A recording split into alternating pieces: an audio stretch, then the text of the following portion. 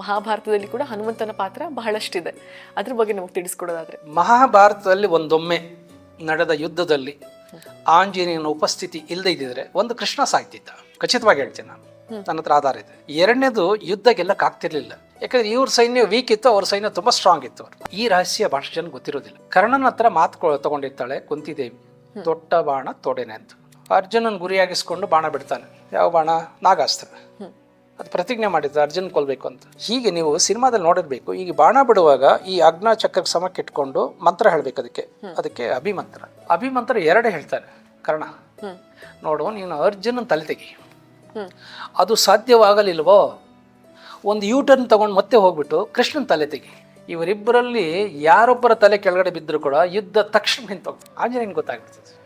ಆಂಜನೇಯ ನೋಡ್ತಿರ್ತಾನೆ ಕಣ್ಣರಿಸ್ಕೊಂಡು. ಆವಾಗ ಆಂಜನೇಯ ಗದೆ ತಗೊಂಡು ಹೊಡಿತಾನೆ ಬಾಣ.